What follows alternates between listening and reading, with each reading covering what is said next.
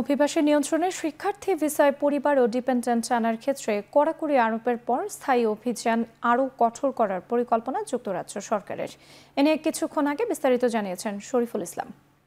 যুক্তরাজ্যে স্থায়ীভাবে বসবাসের ক্ষেত্রে আইলার অর্থাৎ ইনডিফিনিট লিভ টু রিমেইন 5 বছর থেকে যুক্তরাজ্য সরকার 10 বছর করার পরিকল্পনা করছে।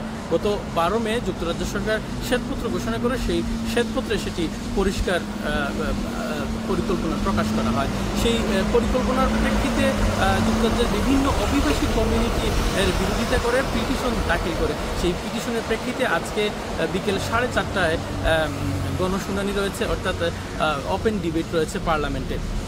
আপনি জানেন, যুক্তরাজ্য সরকারের যে কোনো নীতির বিরুদ্ধে যখন জনগণ 10,000 পিটিশন দাখিল করে, যুক্তরাজ্য সরকার সেটির জবাব দিতে বাধ্য থাকে। আর 1 লাখ পিটিশন হলে সেটির প্রেক্ষিতে ডিবেট হয়।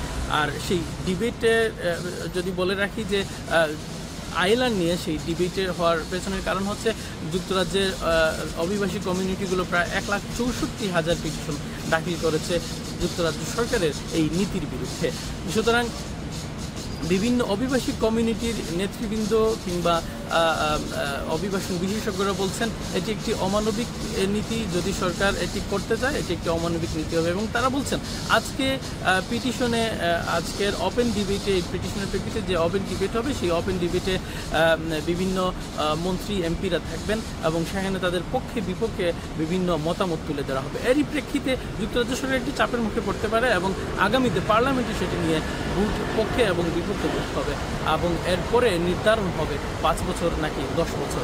আবার মানবাধিকার কর্মীরা বলছেন যেহেতু এখানে ওয়ার্ক পারমিট ভিসা কিংবা বিভিন্ন ধরনের কেয়ার স্টুডেন্ট ভিসা থেকে সুইচ হয়ে মানুষজন ওয়ার্ক পারমিটে চলে গেছেন এবং তারা যেহেতু এই দেশে প্রবেশ করেছেন 5 বছরে আইলার পাওয়ার প্লেন নিয়ে, সেই প্রেক্ষিতে সেটাকে যদি 10 বছর করা হয়, তারা বলছেন যে এটা মানবাধিকার লঙ্ঘন হবে।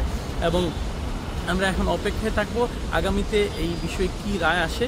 এবং এই ছিল আমার কাছে সর্বশেষ।